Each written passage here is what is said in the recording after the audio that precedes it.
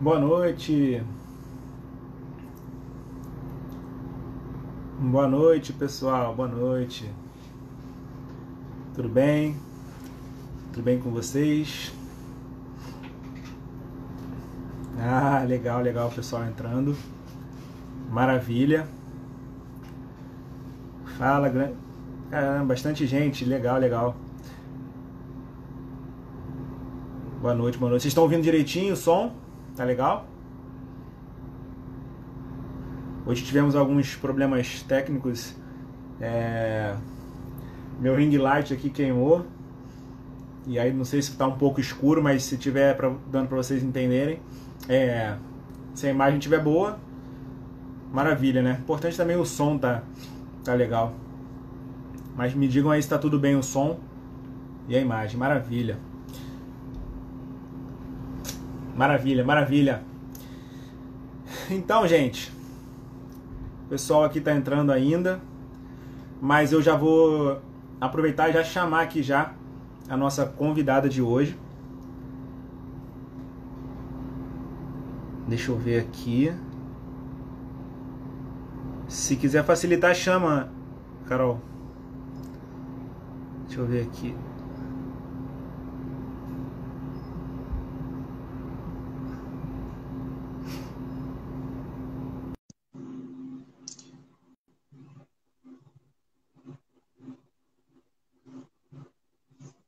É só esperar ela entrar, gente.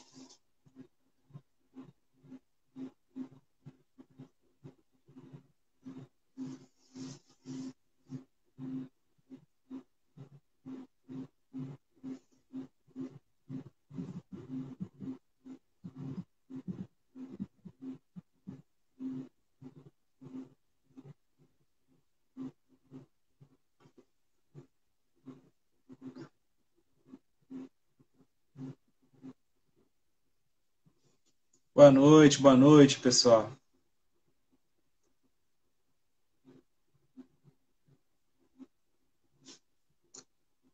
Show.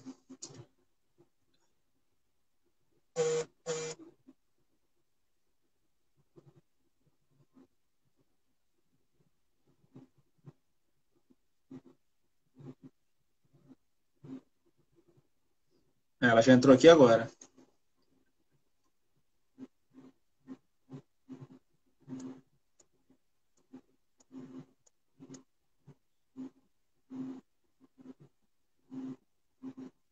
É só aceitar agora.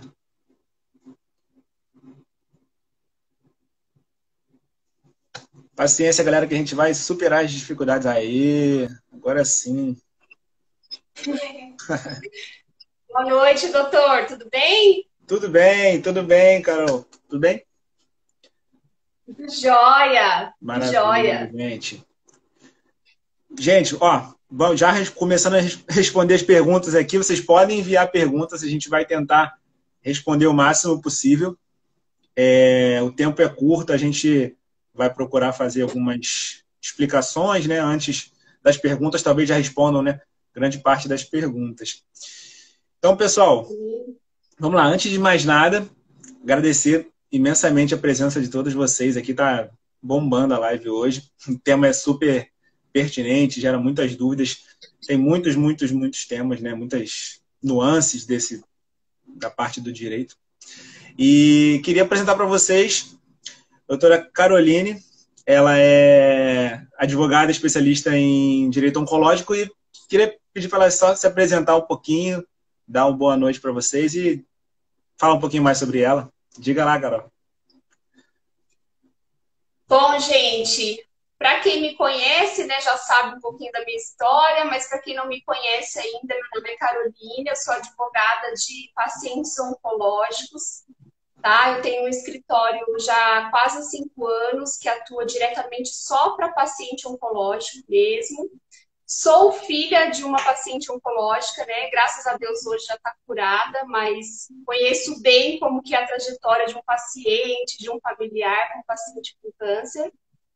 E atuo aí nessa área com muito amor. Estou muito feliz pelo convite do Dr. Vitor para conseguir atingir um público além dos meus seguidores já. E eu espero, de alguma forma, conseguir contribuir aí com vocês com bastante informação, tá bom? É isso aí, gente. Acho que já vale a pena a gente começar falando uma coisa bastante interessante, que é uma novidade, que eu acho que é o que menos as pessoas sabem aqui. A questão que hoje em dia o direito não tem fronteiras, né? Você pode advogar para as pessoas de qualquer lugar do país, né? Explica como é que funciona esse processo. Sim, exatamente. Bom, quando eu decidi trabalhar nessa área, eu já tinha essa intenção de atingir o público de todo o país, né? Por quê? Porque eu sabia que não tinha profissional especializado nessa área, né?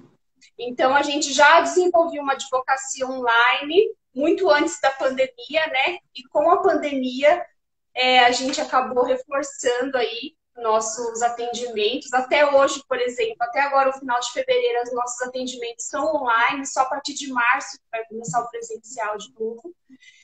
E o nosso escritório tem processos espalhados por todos os estados, né? Graças a Deus, hoje em dia a gente conseguiu atingir todos os estados do país. Então, a gente faz as consultas online, atendimento por WhatsApp, para quem é mais tímido, não gosta muito de falar por vídeo. E os processos hoje também ajudam, porque são todos online, né? Então, os pacientes passam os documentos para a gente tudo por e-mail e daqui a gente distribui processo para o país inteiro. Então, aí ajudou bastante a gente. Isso é legal, né? Questão também de assinatura digital, né? Certificado digital, essas coisas também ajudam, né? É tudo digital hoje em dia, né? Na justiça, desde 2014, acho que 15, já foi implementado, né, o sistema digital. E agora, com a pandemia, audiência, balcão virtual, a gente vai despachar com o juiz tudo online. Então, isso facilitou bastante o nosso trabalho. Igual na medicina também, né? As consultas online. A parte de oncologia eu ainda faço, oncologia convencional ainda faço presencial só, mas a parte da oncologia integrativa, né, que é essa abordagem mais integral do paciente, um olhar do organismo todo, a gente faz online, tem pacientes também do Brasil inteiro, assim, é bem legal. Deixa eu só fazer um Então, o adendo pessoal aqui. hoje, os meus seguidores hoje, que tem um pessoal que deve estar aqui, que são seus seguidores, outros são meus que não conheciam o Dr. Vitor. O Dr. Vitor faz um trabalho muito legal para os pacientes com câncer, né? Uma medicina integrativa, né? Funcional, deu uma olhada no seu perfil, já acompanha há um tempo. Então, tem muita gente que está te conhecendo hoje também. Então, vai conseguir acompanhar o seu trabalho online, né? Você faz bastante live. Toda segunda-feira, né? Você faz uma live. Então, vai ser legal. A troca é legal. A gente pode depois fazer uma outra live eu explicando esse tema para o pessoal que te segue. Eu acho bacana. Vamos fazer sim. A gente combina. É legal. Deixa eu só falar com o pessoal aqui que me segue, que a gente costuma fazer a live no Instagram e no YouTube também, só que a gente teve problemas técnicos aí e não deu para fazer no YouTube, mas depois eu vou tentar salvar e gravar no YouTube, então quem gosta de assistir vai ter lá também.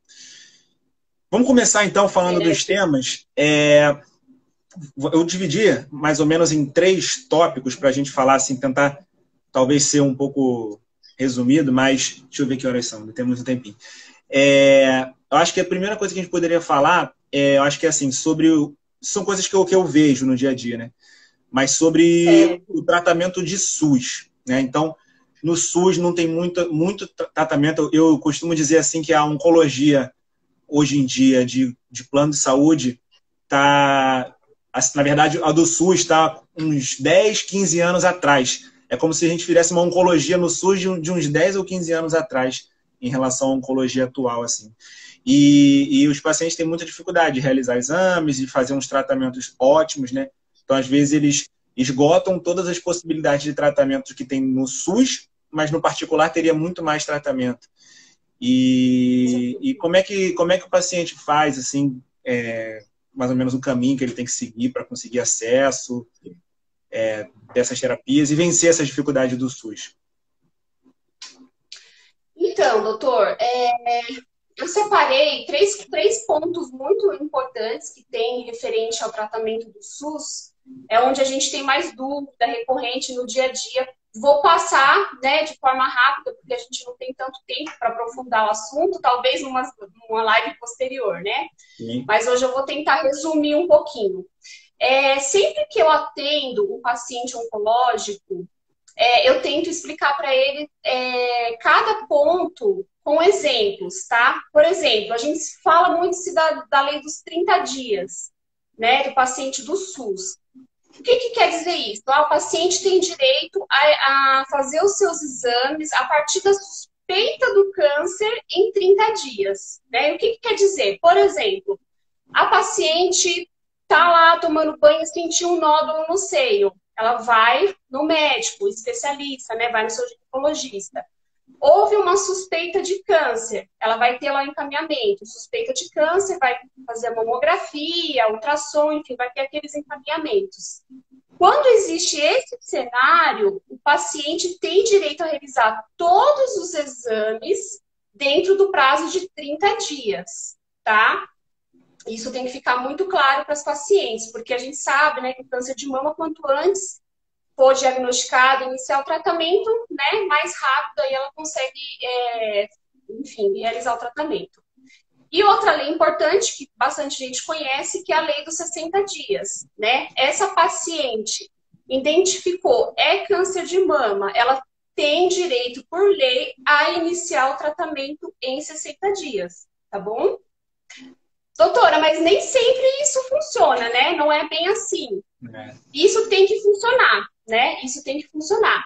Então, para aquelas pacientes que têm, né, esse exemplo que eu citei agora, e não está tendo esse atendimento dentro dos 30 dias ou dentro dos 60 dias, o que ela deve fazer?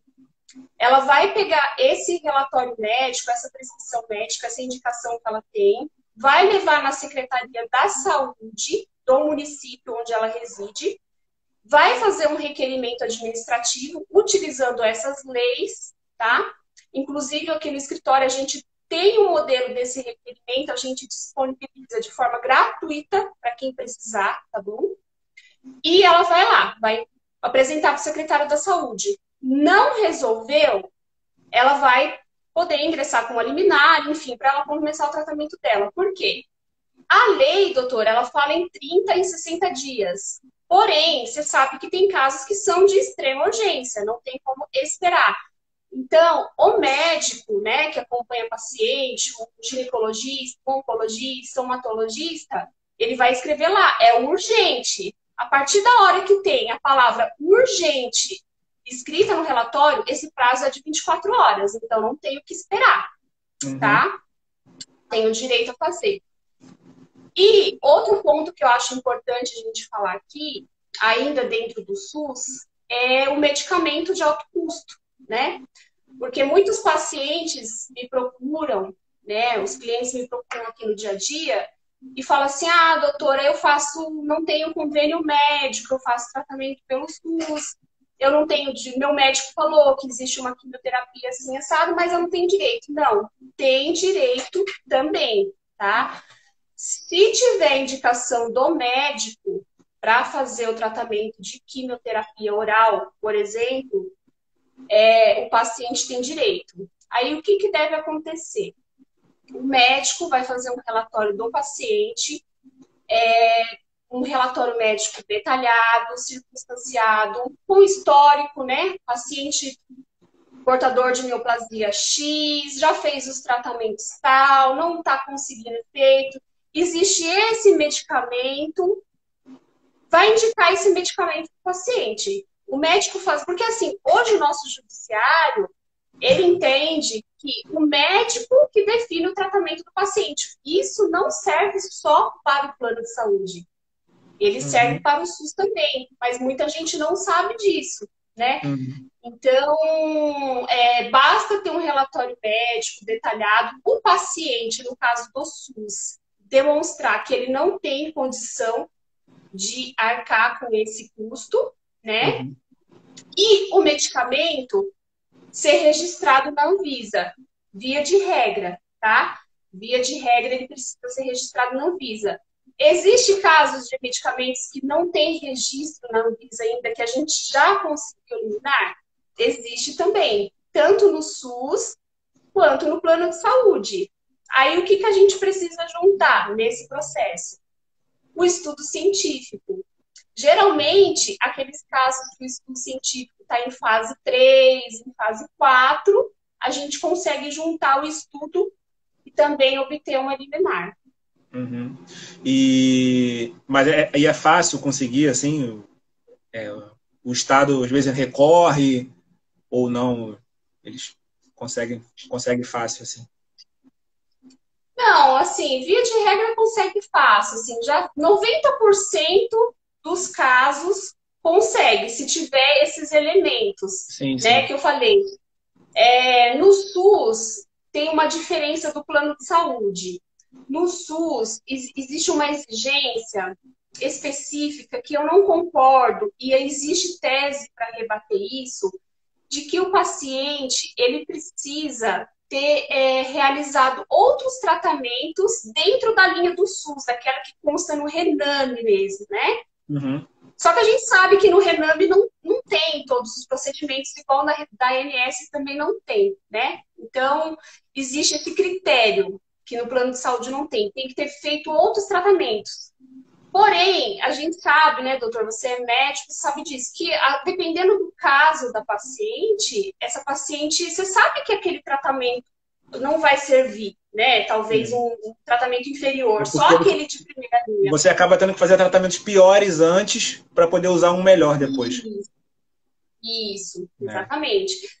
Mas existe teses para rebater isso também, porque eu trabalho com a tese dentro do processo que nem sempre o paciente tem como ficar testando outros medicamentos, né? Uhum. Talvez, assim, ele indo para a primeira linha ali, aquela quimioterapia oral, por exemplo, não está incluso no SUS ainda, seja mais eficaz. Então, tudo é questão de trabalhar. Legal.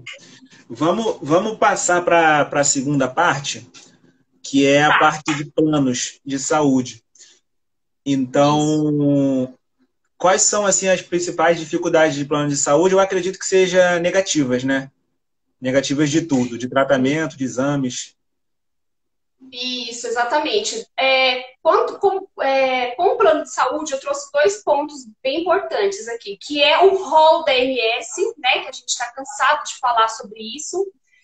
E também falei um pouco sobre carência, tá? E doença pré-existente, que é muito importante também. Interessante, E aí, o que acontece? O rol da MS, hoje, ele é considerado, né, dentro do judiciário ali, né? Tem 2 divisões de entendimentos. Rol exemplificativo e rol taxativo, né? O que é isso? O exemplificativo, graças a Deus, hoje a maioria do entendimento dos tribunais, eles entendem que é o mínimo que o plano deve oferecer para o paciente. Tá? É o mínimo, assim, o que está ali é o mínimo, tem muito mais que deve ser oferecido. E o rol taxativo, quem defende essa linha, fala que não, é só o que está ali, né? Então a gente tem essas 2 divisões, inclusive a gente vai ter um julgamento recente sobre isso, mas aí depois a gente fala sobre isso. Hoje a gente vai usar o que prevalece. O nosso judiciário hoje, ele entende o quê? Que o rol exemplificativo, né, o que está ali é o mínimo obrigatório, e quem define o tratamento do paciente é sempre o médico que acompanha ele. O médico que está acompanhando o diagnóstico da doença no dia a dia sabe o que é melhor para o seu paciente. Essa é uma das nossas teses aqui, que a gente utiliza mais no escritório, tá bom? A gente até teve 2 julgamentos recentes, né, para falar sobre a quimioterapia oral, agora sobre o rol DNS, também está em tendência de julgamento aí, para diminuir esse prazo de julgamento, porque o que acontece? O rol DNS, hoje, ele é atualizado de 2 em 2 anos. E a medicina, graças a Deus, ela vem muito mais rápido que isso, né? A cada um mês a gente tem uma novidade, a gente tem um medicamento novo, a gente tem alguma coisa diferente para o paciente. Então, esse projeto, essa medida provisória que a gente tem, é justamente para diminuir esse prazo de 2 anos para 120 dias prorrogável por mais, acho que 60, se eu não me engano, acho que mais 60 dias. Então, isso, assim, não é excelente, mas já é uma grande coisa, né? A gente já tem uma melhoria aí, né? A gente vai diminuir bastante esse tempo. E É aí, uma o que mudança, é uma acontece? evolução daquela outra proposta que era a aprovação automática depois da Anvisa, né? Essa já E diminuiu o prazo um pouco. essa proposta, a gente tinha a PL 6330, né, de 2019, que era o acesso à quimioterapia oral para todo mundo. Essa daí a gente, infelizmente, teve a derrubada do veto do Senado, porém não teve no Congresso, então a gente conta com pelo menos essa medida aí, essa medida provisória. A gente com ela, a gente conseguiu alguma coisa aí para os pacientes, tá? Não faz sentido, porque você deve saber, mas é uma diferença de tratamento dos tratamentos orais para os tratamentos venosos. Os tratamentos Isso. venosos, a partir do momento que eles estão aprovados pela Anvisa, é só colocar na bula que já é automaticamente aprovado para ser utilizado. Então, cada nova indicação que tem, se o medicamento já existe no Brasil, já é aprovado, é só entrar na bula que já é aprovado. Não tem nada de entrar em rol nenhum, né? Nos venosos. Mas os orais não. Tem que entrar no rol. Cada indicação nova tem que esperar o rol. E aí, qual a diferença do venoso para o oral, né? São todos medicamentos, né? Isso, exatamente. E aí o que que acontece? Com todas essas notícias à tona, né, que ficou semana passada, e aprovada, não aprovada, a quimioterapia, os pacientes começaram a ficar muito confusos com tudo isso, né? Então, tem paciente que não faz a utilização da quimioterapia oral, por exemplo, e, doutora, eu não vou ter mais direito, né? Não, gente, calma, vai ter direito, quem está fazendo a utilização tem o direito, sim. Quem não está fazendo, em alguns casos não tem jeito, tem que judicializar, né? Não consegue via administrativa pelo plano de saúde. E outra coisa, uma outra dúvida que eu falei, essa eu vou ter que até pedir para o doutor Vitor esclarecer, porque o pessoal pergunta, eu falo, gente, eu não sou médica, eu sou advogada. Todo mundo fala assim, todo mundo tem que tomar quimioterapia oral, porque eu não gosto mais de fazer aquela da veia, da endovenosa, né? Queria tomar quimioterapia oral em casa. Não é todo mundo, né, doutor, que pode. Não. Isso aí é um assunto que dá para falar uma hora inteira, né? Porque a gente generaliza muito quimioterapia, ponto. Quimioterapia. Quimioterapia são vários medicamentos, né? Então, da mesma forma que eu sempre dou exemplo, assim, infecção, você não fala o antibiótico, eu faço o antibiótico. Não, para cada infecção tem um antibiótico diferente, tem um tratamento diferente, tem antibiótico venoso, tem antibiótico oral, tem infecções que não adianta tratar antibiótico oral, tem que internar para fazer antibiótico na veia. Então, câncer é a mesma coisa. Tem tratamentos que dão para fazer na veia, tem tratamentos que dão para fazer oral.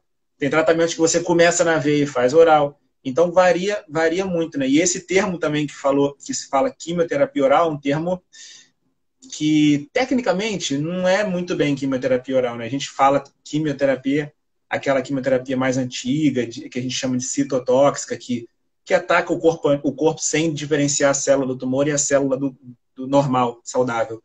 Esses tratamentos mais novos e modernos, o nome mais correto de chamar seriam terapias-alvo, né? Que elas são moléculas que vão direcionar lá na alteração que só tem no tumor e não tem na célula normal.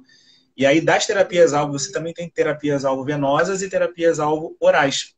E essas terapias-alvo orais que são embarreiradas pelo SUS e pela ANS, enfim, que dá esse problema todo. A gente tem quimioterápicos convencionais, orais, que são antigos que não tem problema nenhum. É o caso do Xeloda, da vinorelbina, tem o etoposide também. São todas quimioterapias antigas e orais, que essas não tem problema nenhum. Mas esses tratamentos novos, alvo, esses que são o problema, né? O grande problema. Sim. Sim, então, e só para a gente finalizar essa parte, para a gente entrar na parte do previdenciário, ainda, por mais que eu sempre estou falando sobre isso, mas ainda existe muita dúvida da pessoa quando ela recebe a negativa, né? Então, geralmente, assim, para judicializar ou para você tentar ali via administrativa, com a ANS, para fazer alguma reclamação sobre essa negativa, o que você deve fazer? A mesma coisa do SUS. O médico que acompanha o paciente, né, tem ali que fazer um relatório detalhado do caso do paciente também, né? Quanto mais detalhado, melhor, tá? As ações que a gente tem mais êxito é quando o relatório do médico está muito bem detalhado,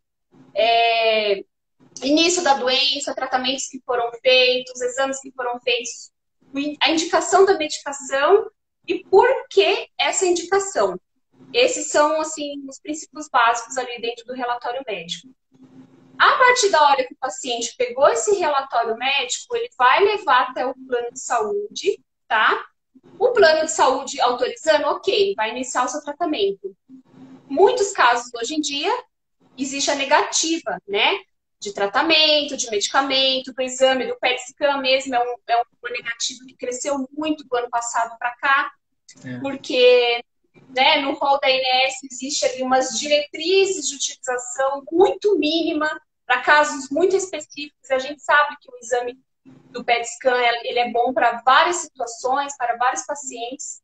Então, o paciente vai apresentar para o plano, teve a negativa, ou ele vai judicializar, né, dependendo da urgência da situação do paciente, ou ele pode até levar até a ANS, tá? Fazer uma reclamação, porque tem gente, doutor Vitor, que tem o receio de processar o plano de saúde, né? Tem medo de uma represária, tem medo de cancelar o plano de saúde. Às vezes é plano empresa, né? Eu adianto que isso nunca aconteceu. A gente trabalha com 80% da nossa demanda é sobre isso, nunca aconteceu. Mas se o paciente se sentir muito inseguro, não se sentir confiante em entrar com o processo, faz uma reclamação na ANS, tá? Que muitas, assim, algumas vezes resolve. Não é sempre, mas algumas vezes resolve. E aí, acho que é isso. Faltou um ponto ainda que eu tinha colocado aqui, que eu acho que é importante a gente falar. Da carência e pré-existência, né? Que você ia falar. Isso. Duas coisas que o pessoal se confunde muito. E aí eu vou usar exemplo para ficar mais claro para as pessoas entenderem. Se eu fiz um plano de saúde, tá? Em dezembro de 2021, em fevereiro de 2022, eu descobri que eu tô com câncer. Eu tenho 2 meses apenas de plano de saúde. Eu entro na carência? Não entra. Tá? Você não entra na carência. Por quê? Tratamento de urgência, pela ANS, são prazos de 24 horas. Então, não tem isso. Agora, o que o pessoal confunde muito? Eu fiz um plano de saúde já portador de câncer, né? Neste caso, aí você precisa cumprir a carência de 2 anos, porque você já fez o plano já sabendo que tinha o câncer. Tá? Já sabendo e declarado, né? Também, né? Isso, declarado. Exatamente. O plano pode... O plano, às vezes, que às vezes eu vejo, eles questionam que a doença existia quando a pessoa fez o plano, né? Por exemplo, fez o plano em dezembro e 2 meses depois descobriu o câncer. Aí o plano questiona, mas a doença não surgiu de dezembro para fevereiro. Ela já estava lá e já estava crescendo. Mas a pessoa desconhecia, né? Mas aí tem aquele laudo, que eu esqueci o nome agora, que fala da doença mesmo, é imuno... Não, imunohistoquímica é a definição, é isso? Tem um laudo que define isso certinho, assim, né? Mas, assim, acontece. Eu tenho 2 casos, por exemplo, daí do Rio, que aconteceu isso. A moça não sabia, foi admitida na empresa, né? Começou a trabalhar, 1 mês e meio, 2 meses, descobriu que estava com câncer. A moça nova, acho que com 25 anos. Enfim, acontece, né? A gente sabe que acontece. Tem jeito. E vamos agora passar para o terceiro tópico, e depois acho que tem milhões de perguntas, acho que a gente não vai conseguir responder aqui, mas é dos direitos. Dos direitos do paciente com câncer, né? Aí tem vários direitos aí, de isenção de imposto de renda, INSS, tem várias coisas aí, se você puder listar aí rapidamente. eu vou falar assim, superficial, mas assim, a gente precisaria de mais tempo para falar. Talvez a gente remarque uma outra live depois. O direito dos pacientes com câncer, o diagnóstico no tratamento, né, no SUS, no plano de saúde, dentro daquele prazo que eu estabeleci lá, de 30 a 60 dias no SUS, né? Auxílio-doença, aposentadoria por invalidez, FGTS, tá? O saque do FGTS, tanto para paciente quanto para dependente também. O saque do PIS, para quem tem direito. Esse saque do FGTS é para dependente, né? Não necessariamente dependente, marido, esposa. Isso. Assim. Marido, que quem for declarado imposto de renda tem direito. Tá? Entendi. E o saque do PIS também, mas a pessoa precisa ter o saldo, né? Precisa fazer a consulta lá, ver, porque tem gente que fala, eu não tive direito, mas ela não tinha o saldo. Então tem que ver primeiro se a pessoa tem o saldo. A reconstrução das mamas, né? Tanto pelo SUS quanto pelo plano de saúde, né? Com indicação médica, tem casos que até ali no ato cirúrgico mesmo a paciente tem o direito. A isenção do imposto de renda, o pessoal tem muita dúvida também, né? O trabalhador, eu não consegui a isenção do imposto de renda. Para trabalhador, não tem isenção. Tem só para quem está aposentado, pensionista ou para quem é reformado. Só para esses casos só, tá? Inclusive para quem é aposentado, tem bastante paciente que já é aposentado por invalidez, que tem câncer de mama, retirou os linfonodos, pode verificar que se tiver direito, tem inclusive direito à restituição de todos os anos, desde quando descobriu o câncer lá atrás, ela tem direito de restituir todos esses valores, tá bom?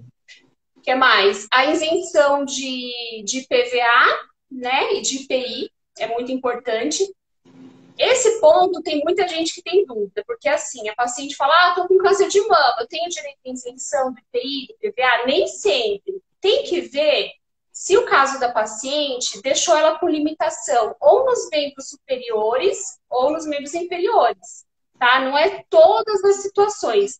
Eu sempre falo para os pacientes, assim, quando eu atendo, que, gente, cada caso é um caso, né? Existem inúmeros direitos dos pacientes, mas você precisa ver em qual que você se enquadra, né? Você não vai ter todos aqueles direitos. Então, a gente tem que sempre fazer análise, tá? E o que mais? Que é importante, a prioridade na tramitação dos processos, né? Então, o paciente com câncer, ele tem prioridade, distribui um processo, o paciente com câncer passa na frente de todo mundo e vai lá para frente. Qualquer vai processo, analisar o dele primeiro. De qualquer processo. Qualquer situação, ele tem prioridade, sempre. E aí, assim, doutora, a gente tem tempo ainda? Tem. Se quiser falar mais um pouquinho, pode. Depois a gente tá nas perguntas. Tá. Então, eu queria falar um pouco sobre o auxílio-doença e aposentadoria por invalidez. Vou falar rapidamente, tá? Porque o pessoal tem muita dúvida sobre isso. Doutora, eu tenho câncer, eu tenho direito ao auxílio-doença com aposentadoria por invalidez? Depende, tá? Você precisa ver, primeiramente, se você tem a qualidade de segurado, né? Se você é um contribuinte do INSS, né? Então, se você não contribui com o INSS, você não tem esse direito. Tem gente que nunca contribuiu e vai dar entrada no INSS, não vai ter direito, tá bom?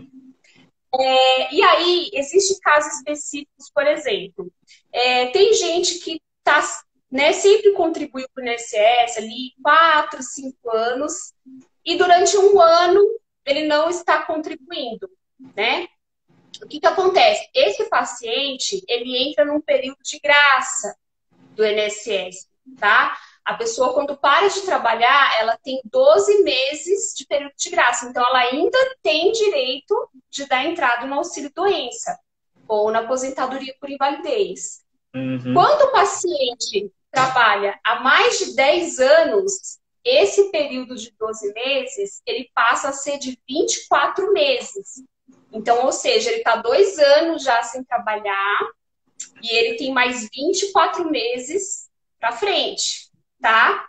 E uma última situação mais específica é aquela pessoa que já tem 10 anos de contribuição, tá 2 anos sem contribuir, tem mais 1 ano que ela está procurando emprego, ela não consegue se recolocar no mercado de trabalho.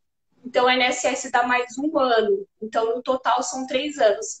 Por isso que eu falo sempre para os pacientes, né? Olha, cada caso é um caso. A gente tem que estudar o seu perfil, o seu CNIS, ver o seu perfil de trabalhador, porque, de repente, você se encaixa nessa situação.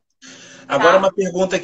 uma pergunta médica mesmo, que talvez alguns pacientes possam passar por isso. Aposentadoria por invalidez. Quem julga invalidez não é o médico clínico oncologista, né? Então, no meu Não. relatório, eu não posso colocar que o paciente é inválido para o trabalho. Eu coloco que ele tem uma Sim. limitação funcional decorrente do tratamento, fez isso, fez aquilo. É um relatório descritivo da doença, do tratamento e da sequela, ponto, né? E aí, depois, quem vai julgar se a pessoa é incapaz ou não é o perito. Isso, exatamente. Assim, eu sempre falo, eu dou assessoria para alguns médicos aqui em São Paulo também, eu sempre falo que, assim, o que o médico assistente coloca contribui bastante, né? Até mesmo quando é médico do SUS, até mais do que o médico particular do plano, né? O que o médico coloca lá, as limitações do paciente, falar da incapacidade dele, né? Demonstrar, por exemplo, no caso de câncer de mama, que tirou os linfonodos, que, né, diminuiu a limitação da mulher, isso ajuda bastante. Uhum. Os exames também, né? Os exames de imagem ali ajuda bastante. Mas quem define sempre é a perícia médica do INSS, tá? É sempre o perito que vai definir se tem ou se não tem.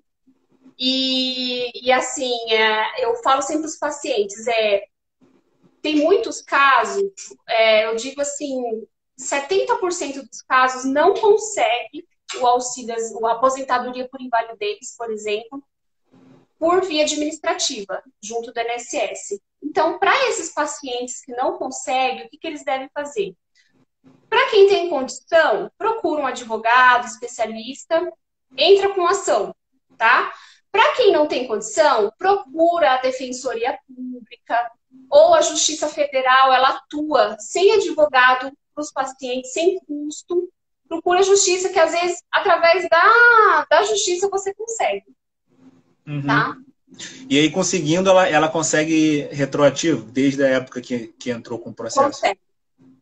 Consegue desde do momento que entrou com o processo, e tem casos que o juiz ele dá desde o momento da incapacidade mesmo. Constatou a incapacidade, o juiz já dá. Uhum. A gente até teve um caso aqui semana passada de uma moça que tem acho que linfoma, tal, dela, acho que já estava uns 4 anos, ela tentando ali para o INSS, não deu certo, aí ela entrou com a liminar e conseguiu. Então, não tem jeito, tem hora que só judicialmente mesmo.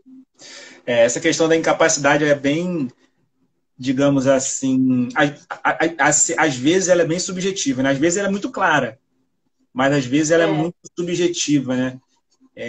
Por exemplo, o perito pode falar, a pessoa não é capaz de fazer o trabalho que ela fazia, mas ela consegue fazer outro tipo de trabalho, né? E aí ele não incapacita.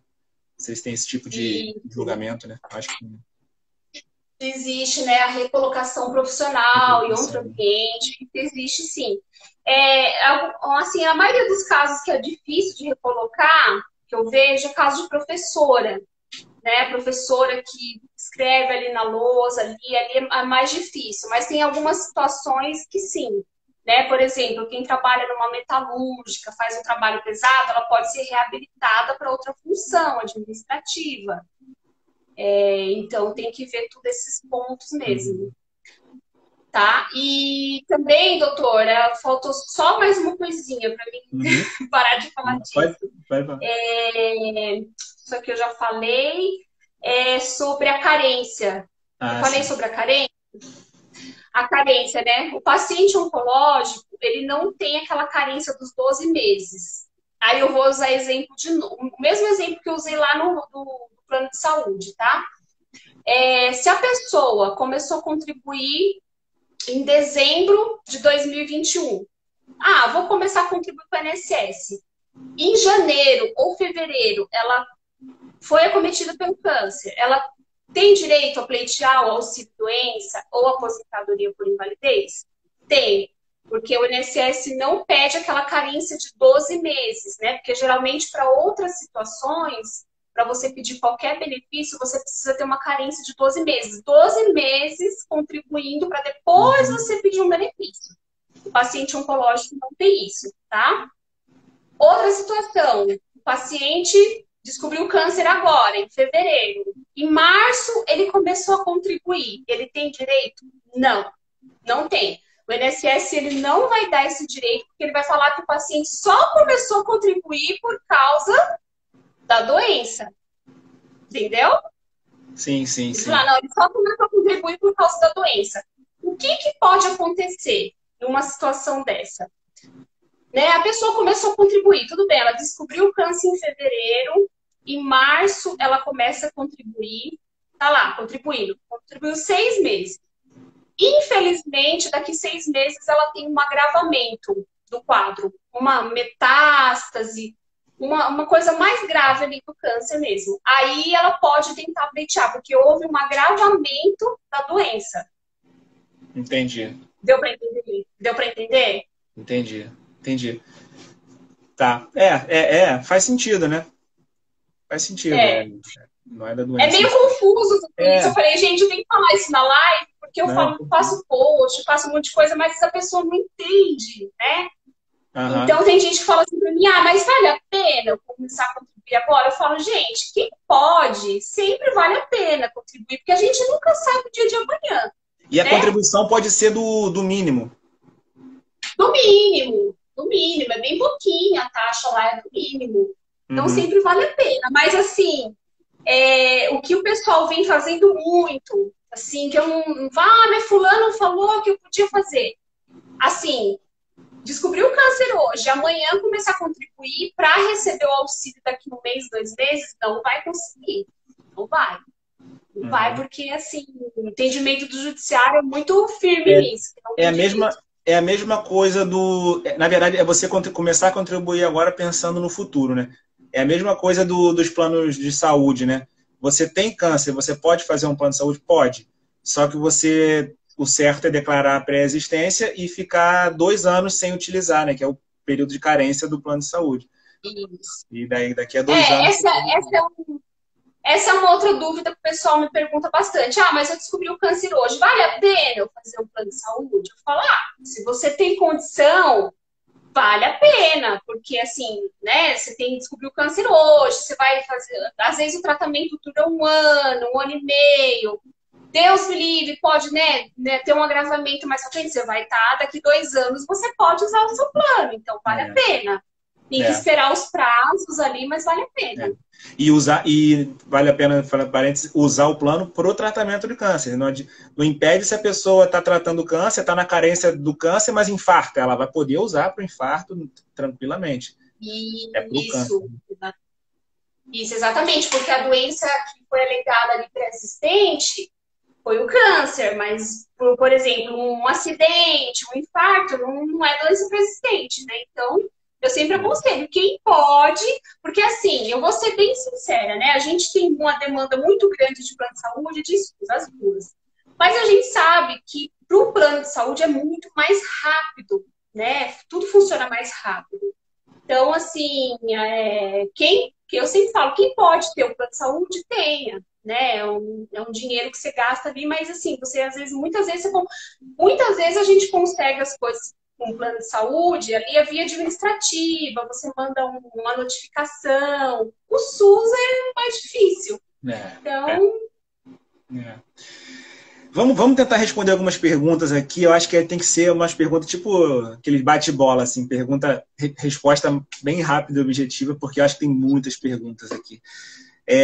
Aqui, auxílio-doença, você já falou. Eu acho que teve uma outra aqui também que mandaram: perdi a qualidade de segurado, voltei a contribuir, a doença progrediu, tenho direito, acho que você já falou, né? Então, se ela voltou a progredir, voltou a contribuir, e aí progride, ela tem direito em cima da progressão, não do diagnóstico, né? Isso, exatamente. Posso pedir prorrogação do benefício quantas vezes? quantas vezes for necessário, tá? Não tem limite, se precisar usar 5 anos, 10 anos, só tem que ver se nesse caso não é necessário, talvez, fazer a reversão desse auxílio-doença para aposentadoria por invalidez. Se analisar, tá? Tá, beleza. Vamos ver aqui agora no Instagram, com duas telas, fica muito pequenininho assim para ler, fica horrível. Deixa eu ver aqui.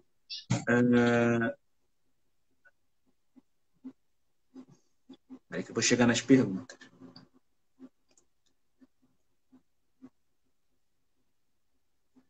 Vamos notando. Peraí.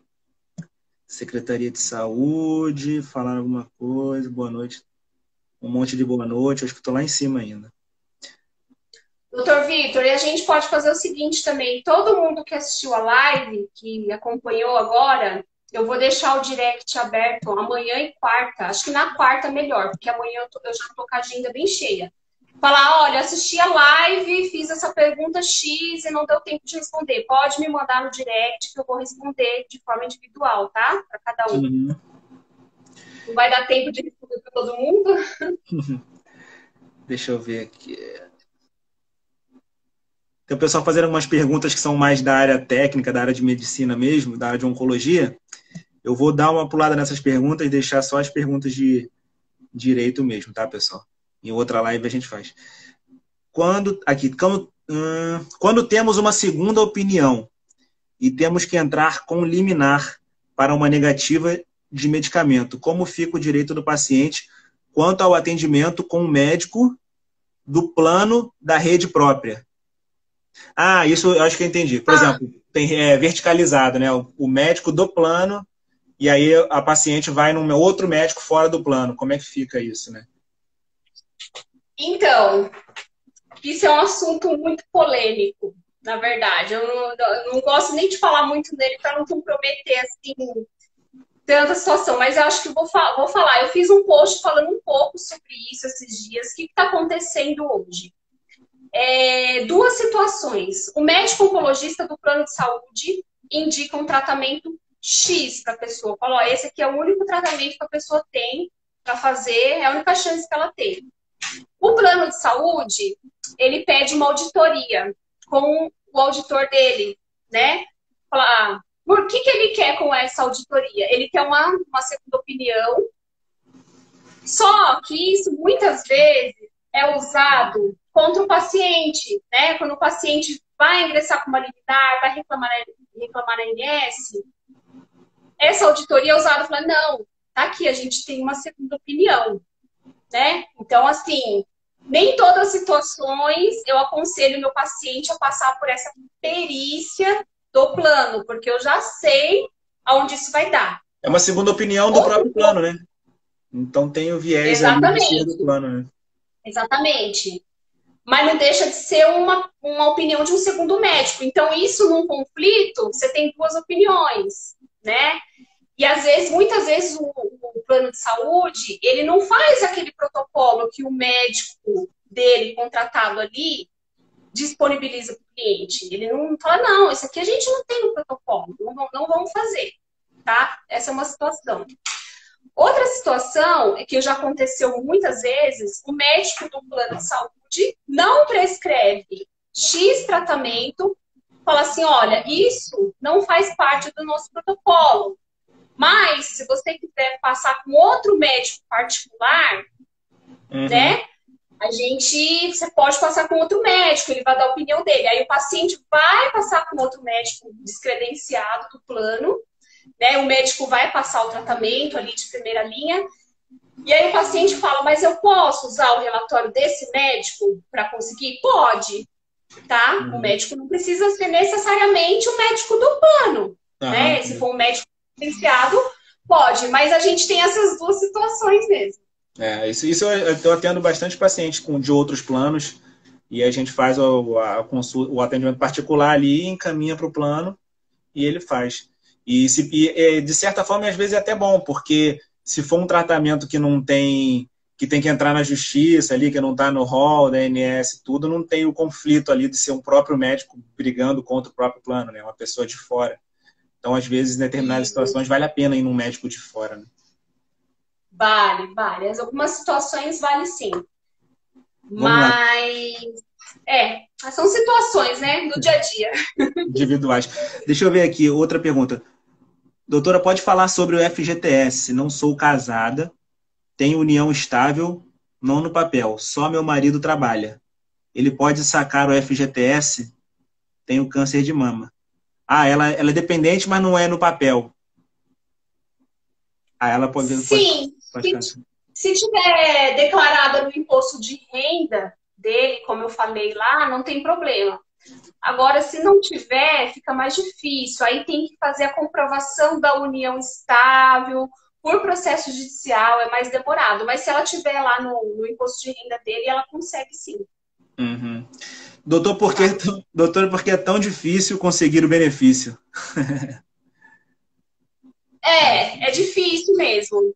Eu falo que não são todos os pacientes, né, que conseguem o benefício diretamente no INSS, e existe alguns casos que tem que judicializar, depende do médico, lá da perícia, daquele INSS, depende de um monte de coisa. Então, assim, tem que ver por que o benefício dela está sendo indeferido, por qual motivo.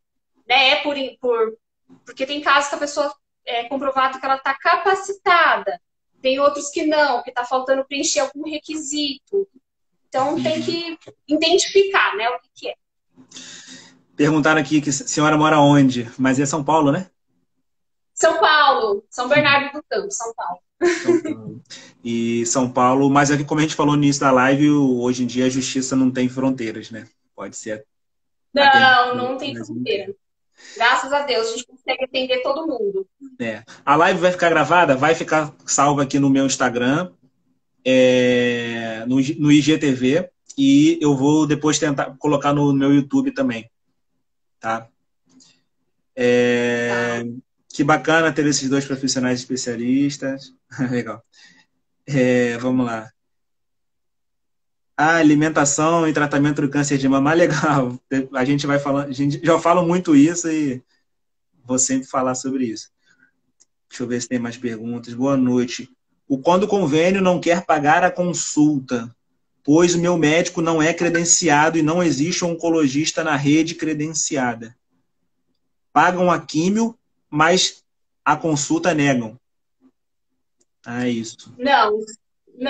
Se não acho assim, pouco provável não ter oncologista na rede credenciada, muito difícil, quase todos os planos têm. Mas se não tiver, aí o plano de saúde é obrigado a reembolsar 100%, tá? A pessoa. Isso serve também para tratamento. Se a pessoa faz, geralmente essas pessoas de cidades de interior, cidadezinha Uhum. pequenininha, ela precisa de fazer, sei lá, vou dar um exemplo aqui, cirurgia robótica, né? A gente sabe que não tem em todo lugar, né? A Uhum. cirurgia robótica, só tem em São Paulo. O plano tem que custear 100%, mesmo não tendo previsão em contrato, e inclusive custo de deslocamento, tudo, porque ele tem que ter, né? Eu sempre falo isso. Se o plano ele cobre a doença, que é o câncer, ele tem que cobrir tudo. Qualquer tratamento, qualquer especialista. Uhum. Uhum. Fato. A Agora, gente estava eu acho que o que até no ela quis início da live. dizer, desculpa, eu acho que ela quis dizer o seguinte, ela vai num médico fora do plano, particular, oncologista, e ele prescreve uma químio, e aí o plano paga a químio, cobre tudo, mas não cobre o reembolso da consulta.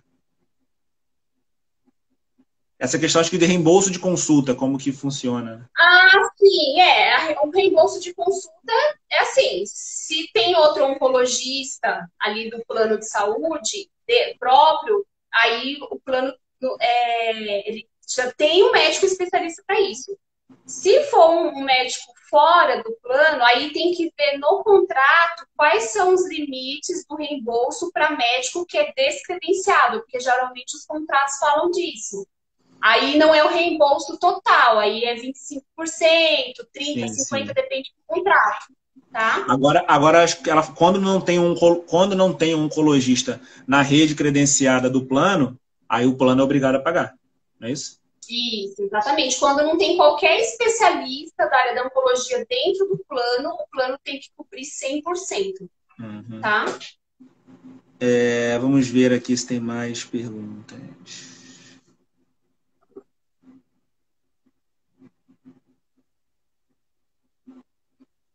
Eita, eu acho que eu...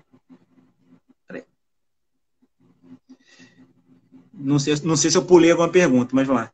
Vivo com meu marido há 34 anos e tenho um filho de 39, mas não somos casados e nem união estável. Sou paciente oncológica. Se ele se for antes de mim, eu consigo passar a receber? Acho que isso é mais questão de pensão por morte, né? Acho que independe de ser paciente Ah, oncológico. sim. Consegue. É mais uma questão previdenciária, mas É, se, né, se tem um filho junto, se já vive todo esse tempo, fica fácil de comprovar o vínculo. é. Deixa eu ver aqui, que eu acho que eu pulei. Lei orgânica da assistência de saúde, lei orçamentária, tem alguém falando aqui um monte de coisa. Ah, LOAS. A gente não falou sobre LOAS. Ah, é verdade. Explica um pouquinho. Bom, o LOAS todo mundo confunde ele com um benefício previdenciário, né? Mas o LOAS não é um benefício previdenciário, ele é um benefício assistencial, tá? E ele é um benefício bem difícil de conseguir, não é tão fácil, né?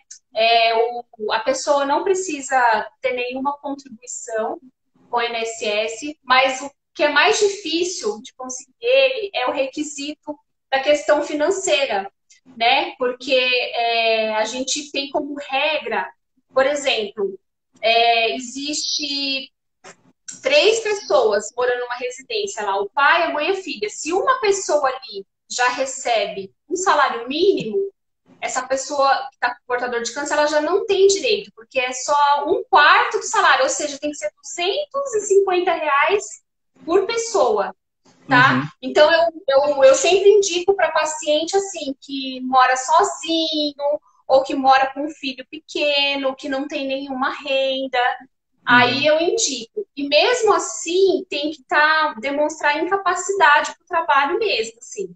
Não é porque está com câncer que já tem direito. A pessoa precisa demonstrar que ela não tem capacidade nenhuma para o trabalho, uhum. tá? É bem mais Mas difícil, né? existe, mais difícil, mais difícil. Um tema que estão perguntando aqui que você falou. O plano é obrigado a cobrir cirurgia robótica? Sim, sim, se tiver prescrição médica, tá? Relatório detalhado, demonstrando que, né, que a cirurgia robótica é melhor do que a cirurgia convencional. Então, tem que cobrir sim. E aí é que nem eu falei. Muitos casos que chegam aqui até a gente, às vezes não tem na cidade da pessoa, tem que fazer em outra cidade. Nesses casos, o plano tem que cobrir tudo, tá? Honorários do médico, a cirurgia, o hospital, porque ele não tem na rede própria dele. Só que a Uhum. cirurgia robótica hoje, ela faz parte do tratamento oncológico, né, mais avançado, né? Então, existe sim, tem obrigatoriedade. Uhum. Legal. Falaram aqui que o plano negou 2 vezes o PET, ela fez reclamação no órgão, deve ser na ANS. O caminho é esse, né? A ANS e depois entrar na justiça, ou a justiça direta, né? Como você falou. Isso. Essa é rápida. O LOAS não tem direito a 13º. É isso mesmo? Não, não tem. Não tem direito a 13º. Tá. Após a cirurgia, tivemos biópsia da metástase, consigo o reembolso desse exame. Ah, o PET. Acho que é do PET. Se pagar, depois ela pode tentar reembolso, né? Pode. Lembrando sempre que o reembolso, mesmo que você queira fazer, você tem sempre ter o pedido médico, a negativa e a nota fiscal.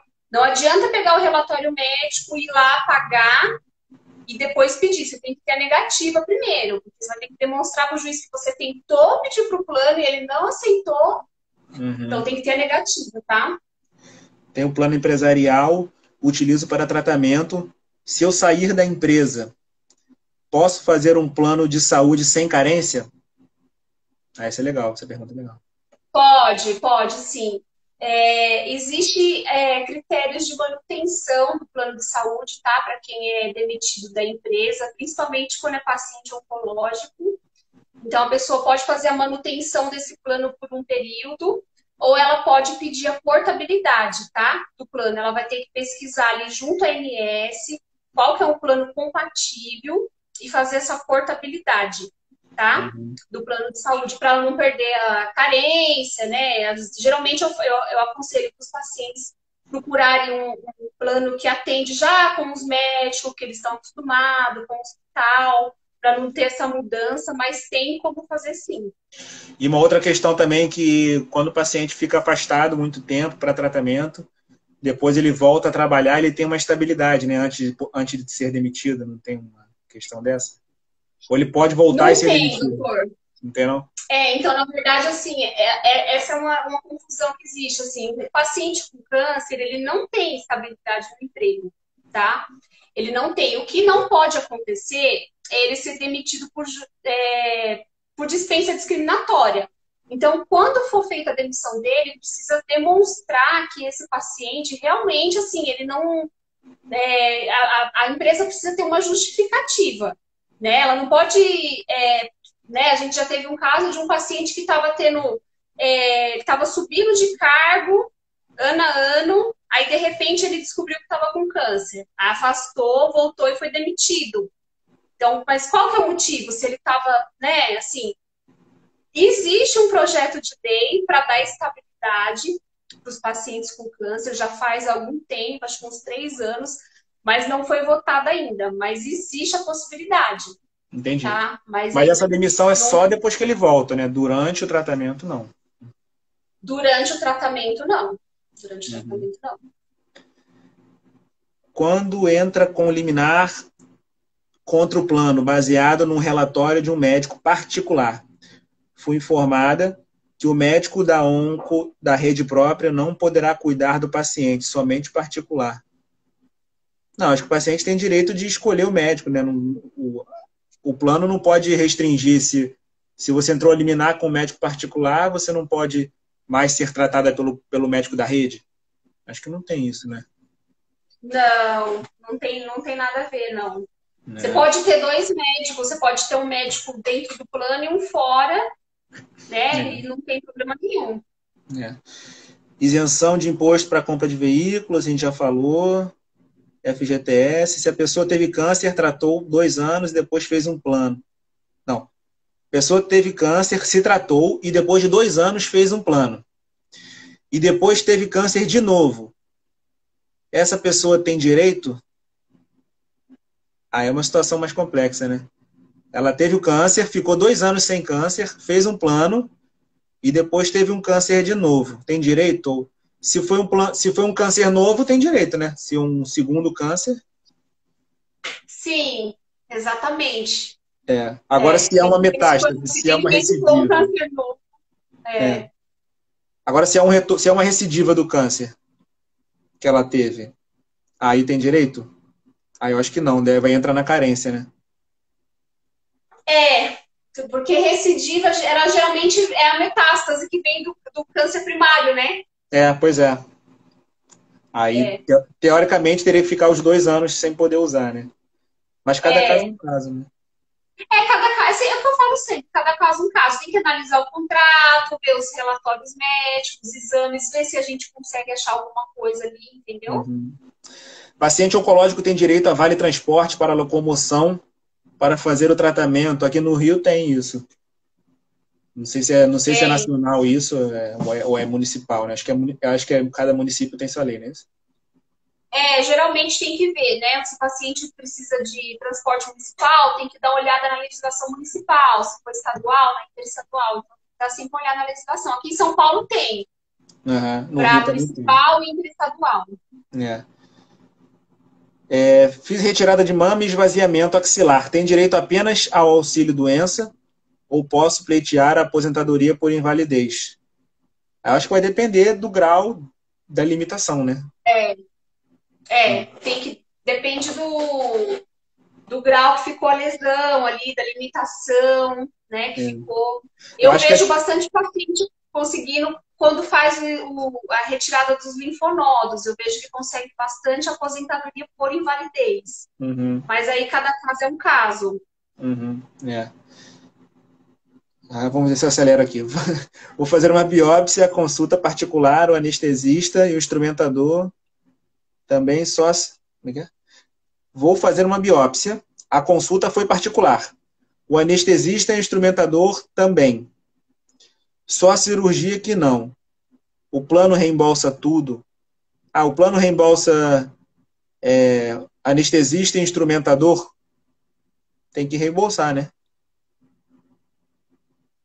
Isso, tem que ver se assim, o plano te ofereceu, né, esse serviço, porque o plano também, né, vai fazer uma cirurgia, o plano tem que oferecer. Falou, olha, não, eu não tô negando, mas eu tô te oferecendo, eu tenho profissionais assim. Se ele não te deu essa alternativa, ele tem que te reembolsar 100%. Se ele tem essa alternativa, aí tem que ver os limites de reembolso no contrato. Né? Os contratos, geralmente, ele prevê todas as questões de reembolso.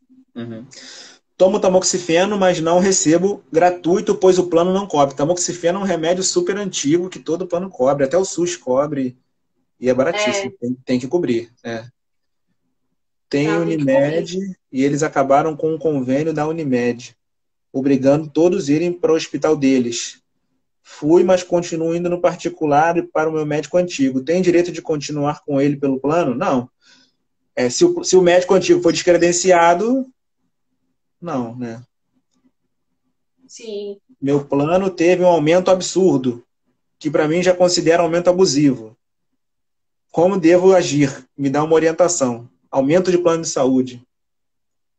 Aí tem que dar uma olhada no contrato, para ver se o contrato é novo, se é antigo, quais são as regras que tem ali. Né? Hoje a gente tem já um posicionamento do STJ referente ao aumento, e se tiver dentro das regras que está estabelecida ali, o reajuste ele é lícito. Mas se não tiver, então tem que analisar o contrato mesmo, tá? Eu não sei nem se já está no final. Vamos acelerar. Minha limitação... Vou terminando aqui, gente. Peraí. Tonteira com vertigem. Posso tentar aposentadoria por invalidez? Pode ser que sim, né? Se limitar, tem que ver com o perito. FGTS, ela já falou de FGTS, né? Tem direito a saque do FGTS, né? Paciente oncológico e acompanhante. Né? O saque só reforçando um ponto do saque do FGTS, o paciente precisa estar sintomático, tá? Então, assim, o paciente já fez tratamento de câncer, daqui a 1 ano ele vai pedir o FGTS. Não, ele tem que estar no período sintomático da doença. Isso é importante. Eu esqueci de falar, tá? Bem legal. O plano pode cobrar coparticipação, mesmo sendo quimioterapia? Acho que não, né? Então, assim, poder pode, mas existe algumas brechas na lei que a gente consegue modificar isso. É coisa de entendimento, é hermenêutica jurídica, é de entendimento do juiz. Assim. Então, a gente tem que trabalhar uma tese ali, porque a gente tem parâmetros, né, para falar que não tem que cobrar com participação, mas a via de regra, sim. Tá? Cobra com a participação de alguns tratamentos, sim. Aí tem que ver qual tratamento, tem que analisar tudo certinho. O que eu às vezes vejo é cobrar de exame, de consulta, mas de químio não. Químio acho que não costuma cobrar não, mas enfim. Plano, tem que ver se o plano é hospitalar, ambulatorial, enfim, são vários quesitos aí. Gente, terminamos aqui, conseguimos chegar até o final respondendo todas as perguntas, 1h15 mais ou menos aqui. Passou do ano. Pois é, foi ótima a live, estava cheia também, isso é ótimo também. E queria agradecer a presença aqui da doutora Caroline, ótimas perguntas que vocês fizeram, ótima resposta dela também. E é isso, gente, eu acho que quem sabe a gente marca uma outra com mais tempo, explica algum tema mais específico, né? E a live vai ficar salva no Instagram, no meu Instagram, no IGTV. Se vocês quiserem assistir e não estiverem sabendo como que faz, me mandam um direct. Recentemente eu postei um vídeo no Stories explicando como que chega lá no IGTV, mas vai ficar no feed também. E eu vou salvar no YouTube em breve, então também Dr. Vitor Magalhães Oncologia lá no YouTube. Vocês assistam. Sigam Câncer, Advocacia e Saúde. E é isso. Quer terminar falando alguma coisa? Não, eu quero agradecer também por você deixar eu invadir aí seu Instagram, falar um pouquinho do meu trabalho. Acho muito importante essa conexão, né, do oncologista com o advogado. Acho que a gente tem algo em comum aí. Sim. E como eu falei lá no início, se ficou alguma dúvida em particular de algum paciente quiser mandar, eu respondo, tá? Porque tem situações que não tem jeito, que a gente tem que ver cada caso mesmo, não tem como se responder de forma aleatória.